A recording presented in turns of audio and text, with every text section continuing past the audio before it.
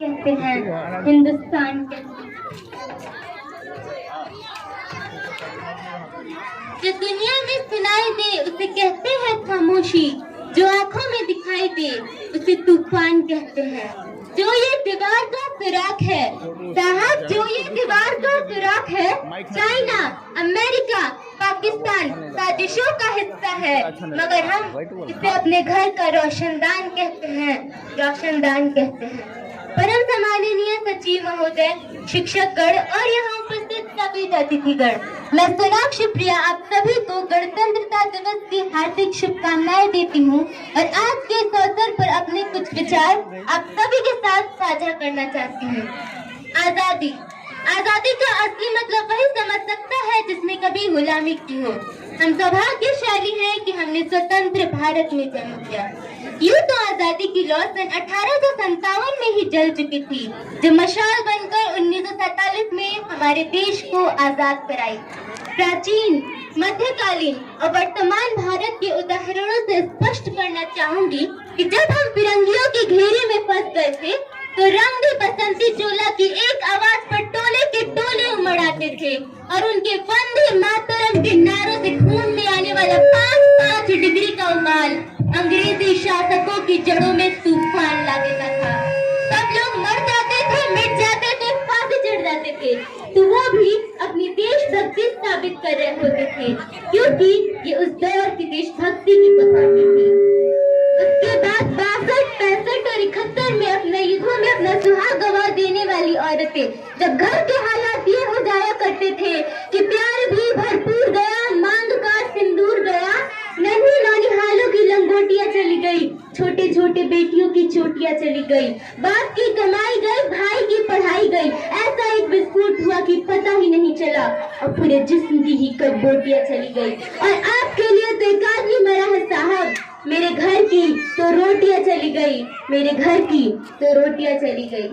बुरे हालात पैदा होने के बावजूद भी एक माँ अपने बेटे को सरहद पर दुश्मनों की धज्जियां उड़ाने के लिए भेज देती थी और उसे पत्र लिखा कर यह भेजा करती थी कि अम्मा ने खत लिखा है बड़े ऊंचाई से, पुत्र मेरे न घबरा जाना, 1 इंच भी पीछे न हटना, चाहे इंच इंच कट जाना, चाहे इंच इंच कट जाना।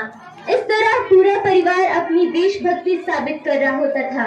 तब देश बलिदान मांगता था, तब देश लड़ जाने को कहता था, तब देश मर जाने को, मिट जाने को, फांसी चढ़ जाने को कहता था, किंतु आज देश मर जाने को, मिट जाने को, फांसी चढ़ जाने को नहीं कहता। मेरे विचारों में यदि कोई व्यक्ति अपना काम पूरी मेहनत, पूरी लगन और पूरी ईमानदारी के साथ करे तो वही सबसे बड़ी देशभक्ति है। मैं नहीं मानती कि फेसबुक और व्हाट्सएप की डीपी को 3 रंग में रंगना ही देशभक्ति है। यदि आप कहेंगे कि साल में तिरंगा 2 बार हाथ में ले लेना ही देशभक्ति है, तो मैं पूछना चाहूंगी कि फुटपाथ में रहने वाला वो बच्चा ट्रैफिक की छांव में नंगे पांव में तिरंगा बेच रहा होता है, तो आप इसे उसकी देशभक्ति कहेंगे? ये उसकी देशभक्ति नहीं, उसके पेट के भूख की शक्ति है जो उसे ऐसा करने पर मजबूर करती है। क्योंकि न मस्जिद को जानते हैं न शिवालों को जानते हैं, न मस्जिद को जानते हैं न शिवालों को जानते हैं। जो पेट के भूखे होते हैं ना, वो सिर्फ भोजन के निवालों को जानते हैं, भोजन के निवालों को जानते हैं।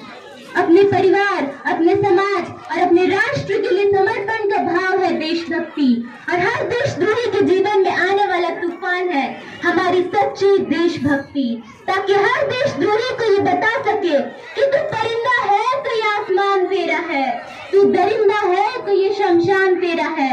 भाईचारे से रहना है तो रह इस जमीन पर, वरना ये कब्र भी तेरी है और यही कब्रिस्तान तेरा है, और यही कब्रिस्तान तेरा है।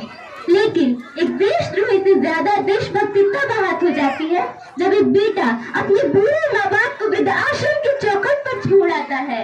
करा उठती है वो देशभक्ति जब मुसीबत में फंसे लोगों की जान बचाने से ज्यादा हम सेल्फी लेकर अपने लाइक्स बढ़ाने में लगे रहते हैं। आज के इस दौर का वो युवा जिसकी जिम्मेदारी थी अपने राष्ट्र, अपने समाज और अपने देश के आशाओं को बांधे रखने की, वह युवा आज 4x4 इंच की छोटी सी स्क्रीन पर अपने कोमल उंगलियों के घर्षण मात्र से अपने भावनाओं की इमोजी भेज रहा है। 4 बॉटल वोट का काम मेरा रोज का भारत का भविष्य तबाह करके रख दिया है। हम एक ऐसे समाज में जीते हैं, जहाँ लड़कों से बात करता देख जो भाई हड़काते हैं, जहाँ लड़कों से बात करता देख जो भाई हड़काते हैं, बड़े भाई अपनी गर्लफ्रेंड के किस्से घर में सबको हंस हंस कर सुनाते हैं। और मैं बता दूं कि आज भी हम महिला सुरक्षा के मामले में चौथे नंबर पर आते हैं। हम एक ऐसे समाज में जीते हैं जहाँ पत्थर की मूरत को लगते हैं 56 भोग, और भूखे नंगे तड़पते सो जाते हैं लोग, और भूखे नंगे तड़पते सो जाते हैं लोग। मजदूर को मजदूर समझिए, मजबूर नहीं। गरीब को काम दीजिए, दान नहीं। और अगर दान देने के इच्छुक है तो जीते जी रक्त दान दीजिए, और मरने के बाद अंग दान देकर किसी मरते हुए को जीवन दान दीजिए। यही है सच्ची देशभक्ति और यही है सच्चा राष्ट्र प्रेम। न सरकार मेरी है न रोग मेरा है, न सरकार मेरी है न रोग मेरा है, और न ही ये बड़ा सा नाम मेरा है। बस इतनी सी बात का हुरूर है मुझे कि मैं भारत की हूँ और ये भारत मेरा है और ये भारत मेरा है। परंतु एक वैचारिक बीमारी हमारे समाज में नजर आती है। कहा जाता है कि हम दुनिया के सबसे बड़े लोकतंत्र हैं, जहाँ हिंदू पैदा होते हैं, मुस्लिम, सिख और ईसाई भी पैदा होते हैं, लेकिन बदकिस्मती है अब भी इंसान पैदा नहीं होते। और मेरे विचारों में न हिंदू की जरूरत है न मुसलमान की जरूरत है, राष्ट्र निर्माण के लिए केवल अच्छे इंसान की जरूरत है, केवल अच्छे इंसान की जरूरत है। जरा सोच कर देखिए कि पेड़ पौधे और शाखाएं भी परेशान हो जाए अगर परिंदे भी हिंदू और मुसलमान हो जाए। एक शैक्षिक बीमारी भी हमारे समाज में है। अब बड़े ही आश्चर्य की बात है कि जिस देश ने पूरी दुनिया को तक्षशिला और नालंदा देकर विश्वविद्यालय शिक्षा की बुनियाद रखी, आज विश्व के 100 सर्वश्रेष्ठ विश्वविद्यालयों में हमारा एक भी विश्वविद्यालय खड़ा नहीं हो पाता। जहाँ एक और हमारे पास IIT, IIM और NIT जैसे शिक्षण संस्थान है, वही दूसरी ओर इस देश के गरीबों को बेरोजगारी की जमात पर खड़ा करने के लिए उनके हाथ में सर्व शिक्षा अभियान का झंझना पकड़ा दिया जाता है। और मैं बता दूं कि शैक्षिक बीमारी की जो कारण है ना, वो है हमारे देश की शिक्षा नीति, जो केवल 2 तरह के लोगों के लिए बनती है। पहले वो जो विद्वान है और दूसरे वो जो धनवान है। इसी तरह की कई गजब की बीमारियां हैं, और इन बीमारियों की जो जड़ है ना, वो है हमारा अंधविश्वास। और मेरे विचारों में जब तक इस देश का युवा मंदिरों में जा जाकर नारियल फोड़ कर अपनी सफलता के लिए भगवान को रिश्वत लगाता रहेगा, जब तक इस देश का शिक्षित वर्ग दिल्ली के रास्ता काटने पर खड़ा हो जाएगा, अपनी जाति अपने धर्म को ऊंचा मानकर दूसरों के धर्म की अवहेलना करता रहेगा, तब तक इस देश से न तो अंधविश्वास खत्म होगा और न ही हमारा राष्ट्र निर्माण संभव होगा। हमारी संस्कृति, हमारी सभ्यता को दुनिया ने शीश नवाया है, तो क्यों आस्था के नाम पर हमने ही अंधविश्वास फैलाया है। और मेरे विचारों में हमारे देश का राष्ट्र निर्माण तब संभव होगा जब इस देश में महिलाओं की पूजा नहीं, उनकी इज्जत की जाएगी। हमारे देश का राष्ट्र निर्माण तब संभव होगा जब हम जाति का दौक्ष नहीं बल्कि सामाजिक शक्तिकरण पर बात करेंगे। हमारे देश का राष्ट्र निर्माण तब संभव होगा जब स्वच्छता अभियान में केवल सरकार नहीं बल्कि सड़क पर चलने वाला हर एक नागरिक हाथ बटाएगा, स्वच्छ भारत और स्वस्थ भारत को दिल से अपनाएगा। असल मायनों में हमारा राष्ट्र निर्माण तब संभव होगा जब एक गरीब बच्चा मध्याह्न भोजन के लिए नहीं बल्कि ज्ञान अर्जन के लिए सरकारी स्कूल की चौखट पर कदम रखेगा। और हमारा राष्ट्र निर्माण तब तक संभव नहीं होगा जब तक एक नागरिक नैतिक रूप से सतीन, चारित्रिक रूप से भ्रष्ट, मानसिक रूप से दिवालिया, धार्मिक रूप से अंधा, राजनीतिक रूप से गंदा और स्वच्छित मान्य मूल्यों के आंकड़ों में चिन्ह पैबंदमयी अखंड भारत को खंड खंड करता रहेगा, तब तक हमारा राष्ट्र निर्माण संभव नहीं होगा।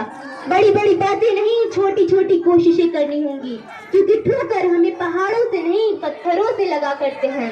I being an Indian, I being a student, I being a simple daughter of this motherland feel proud to be an Indian। और मैं सल्यूट करना चाहूंगी सरहद पर हमारी दिन रात रक्षा कर रहे हर उस जवान को, इस देश की पुलिस, प्रशासन और किसान को, और इस देश के हर उस नागरिक को जो अपना काम पूरी मेहनत, पूरी लगन और पूरी ईमानदारी के साथ करते हैं, जिनके बिना राष्ट्र निर्माण की कल्पना करना भी असंभव सा लगता है।